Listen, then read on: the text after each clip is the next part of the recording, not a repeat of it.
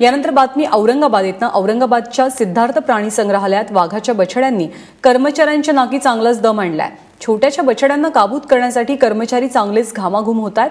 समृद्धी वाघिणीने एकूण 4 पिलांना जन्म दिला होता, मात्र त्यातील एका बछड्याचा आधीच मृत्यू झाल्यामुळे इतर तिघांची जास्त काळजी घेण्यात येते। या तीनही बछड्यांचं शक्ती, वीर आणि भक्ती असं नामकरण करण्यात आलं आणि महत्त्वाची बाब म्हणजे यातला एक बछडा हा पांढऱ्या रंगाचा आहे। कृष्णा केंडे आपल्या सोबत आहेत। कृष्णा, कसे सतावतात हे वाघाचे बछडे सर्वांना? ते वाघाचे बछडे ज्ञानदा सतावत असले तर यातली एक महत्वाची गोष्ट जर सांगायची झाली तर आपण पाहिलं तर कुठल्याही प्राण्यांना हाताळणं हे कायद्यानं गुन्हा असतो। मात्र तरी देखील या नामकरण सोहळ्याच्या वेळी महापौर आणि स्थायी समितीचे सभापती दोघांनीही बछड्यांना नियमबाह्य फोटो काढलेले आहेत आणि यासाठी जे कर्मचारी आहेत त्यांना देखील ते बछडे छोटे छोटे दौडत होते, मात्र त्यांना त्यांच्या मागे त्यांना पकडून आणून त्यांच्या फोटो सेशन केल्याचं समोर आलेलं आहे।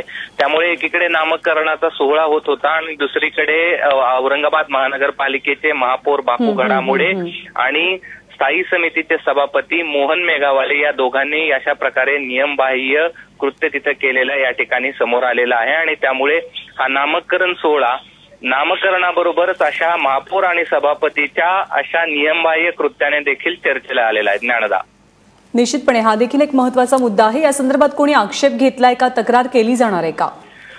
निश्चितच प्रमाणे अशा प्रकारे वन्यजीव अधिनियम कायद्याअंतर्गत अशा प्रकारे प्राणी संग्रहालयामधील जे बछडे आहेत त्यांना जो व्यक्ती सांभाळतो त्याखेरीज दुसऱ्या कुणालाही त्यामध्ये जो पिंजरा आहे त्यात प्रवेश करता येत नाही किंवा बछड्यांना हाताळणं कायद्यानुसार गुन्हा आहे असं या ठिकाणी माहिती समोर येते आहे।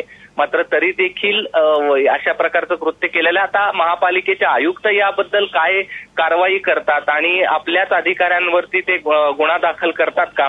कारण अशाच प्रकारे काही दिवसांपूर्वी 3 बछड्याच्या मृत्यू प्रकरणी एका अधिकाऱ्याचं निलंबन त्यांनी केलं होतं।